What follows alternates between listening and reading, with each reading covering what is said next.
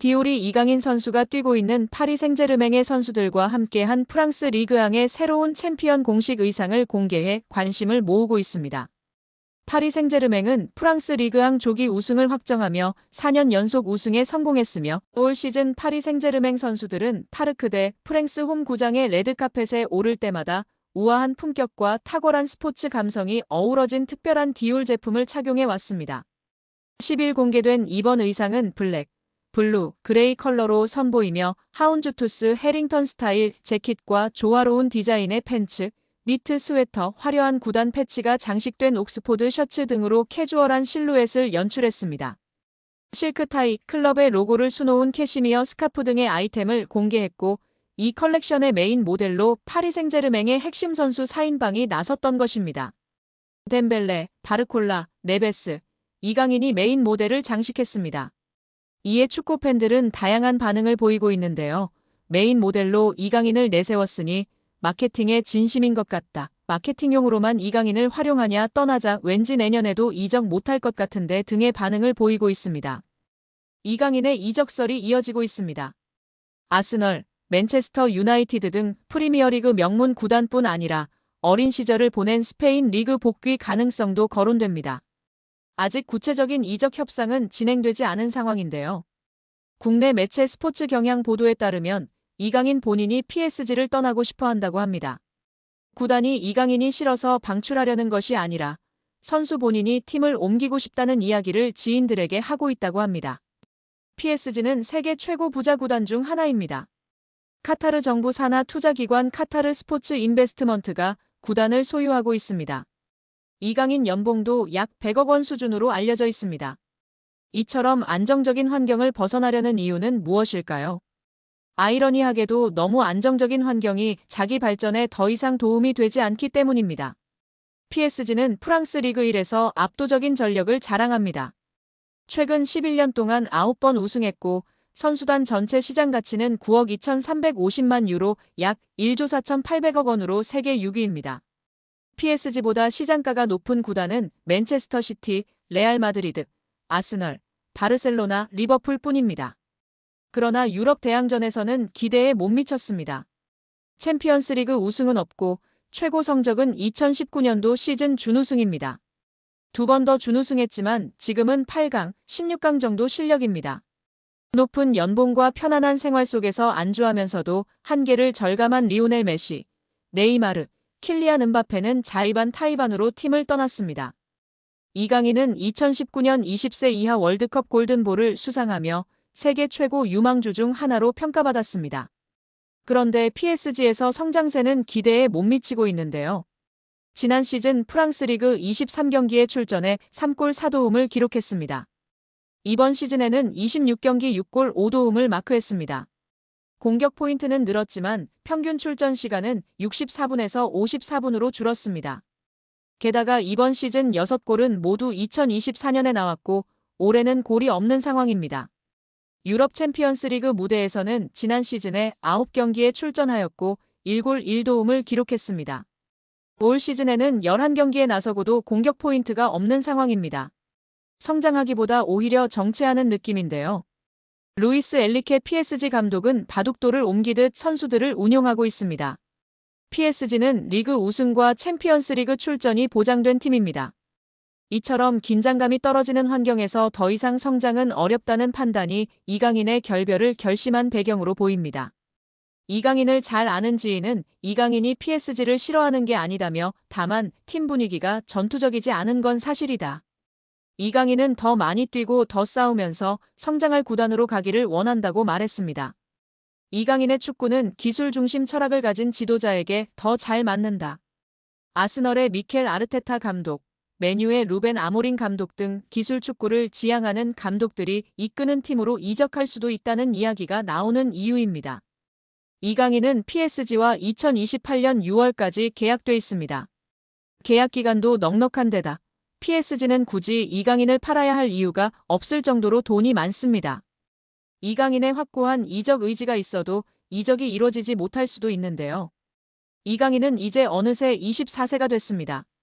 세계 최정상급 선수로 한 번 더 도약하느냐, 아니면 잠재력을 다 펼치지 못한 정상급 선수로 머무느냐 기로에 지금 서 있다고 볼 수도 있습니다. 이강인은 더 높은 강도에서 더 오래 뛰고 더 강한 상대와 계속 맞서는 곳으로 가야 합니다.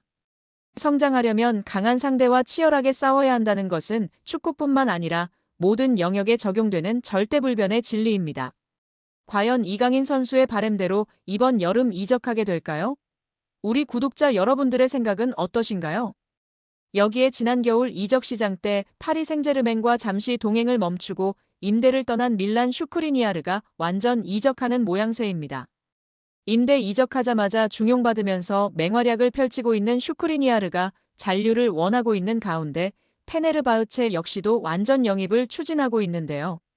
튀르키예 매체 타크빔은 슈크리니아르는 페네르바흐체에서의 생활에 만족하며 커리어를 계속 이어가고 싶다는 뜻을 밝혔다며 페네르바흐체 역시도 슈크리니아르가 합류한 이후로 수비가 안정화되자 계속 동행을 이어가길 원해 완전 영입을 위한 조치를 취하고 있다고 보도했습니다.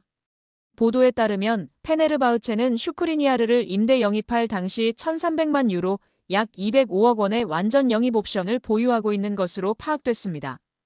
다만 조건을 충족해야만 완전 영입 옵션을 발동할 수 있는데 아직 구체적으로 조건에 대해선 알려지지 않았습니다. 페네르바흐체는 이에 만약 조건을 충족하지 못하게 되면서 완전 영입 옵션을 발동하지 못한다면 올 시즌이 끝난 후 PSG와 이적료 협상을 벌여 슈크리니아르를 품겠다는 계획입니다. 그만큼 페네르바흐체는 슈크리니아르의 활약상에 만족하며 다음 시즌에도 함께하길 원하고 있습니다. 앞서 슈크리니아르는 지난 1월 페네르바흐체로 임대 이적했는데요. 루이스 엘리케 PSG 감독에게 철저히 외면당해 설 자리를 잃다 정규적인 출전 시간을 보장받길 원한 그는 이적을 모색했고 유벤투스와 토트넘 등의 구애를 거절하고 페네르바흐체를 택했습니다. 슈크리니아르와 6개월 임대 계약을 맺은 페네르바흐체는 PSG에 임대료 600만 유로 약 90억 원을 지불했다고 알려졌습니다. 페네르바흐체 유니폼을 입은 슈크리니아르는 곧바로 주전으로 활약하고 있는데요. 특히 주제 모리뉴 페네르바흐체 감독이 백스리 전술을 주로 활용하고 있는 가운데 슈크리니아르는 백스리의 중앙에 위치해 수비라인을 조율하는 역할을 맡아 완벽하게 수행하고 있다는 평가를 받고 있습니다. 아센시오도 아스톤빌라에서 훨훨 날고 있는 상황이기 때문에 PSG에 있다가 임대로 나간 선수들이 모두 승승장구하고 있는 상황입니다. 토트넘에서 챔피언십 퀸즈파크 레인저스로 임대를 떠난 양민혁이 손흥민과 이강인에게 고마움을 표시해 관심을 모았습니다. 영국 TBR 풋볼은 유튜브 채널 슈퍼러브를 인용, 양민혁이 QPR로 임대를 가기 전 손흥민에게 받은 조언을 이야기했다고 전했습니다. 양민혁은 슈퍼러브를 통해 흥민이 형과는 당연히 같은 팀에서 같이 생활했다. 훈련이 끝나고 같이 밥 먹고 냉탕도 항상 같이 했다. 타지에서 같은 팀 선배로서 많은 도움을 주셨다면서 임대 가서도 다치지 말고 경험 많이 쌓고 돌아오라고 했다고 밝혔습니다. 양민혁은 지난 2024년 K리그 강원FC에서 고교생 신분임에도 38경기에서 12골 6도움으로 강한 인상을 남겼습니다. K리그 1 역사상 최초 고교생 신분으로 프로 선수가 된 양민혁은 시즌 중이던 지난해 7월 토트넘과 계약해 주목을 받았습니다. 아직 어린 선수다. 프리미어리그의 높은 수준에 적응하기 위해서는 시간이 필요하다는 포스테코글루 감독의 말처럼 양민혁의 토트넘 데뷔전은 좀처럼 쉽지 않았는데요. 손흥민도 양민혁에게 부담을 주지 말아달라고 당부한 뒤 양민혁은 K리그 첫 시즌 12골과 도움을 많이 기록했고 밝고 두려움이 없는 선수라고 간주했습니다.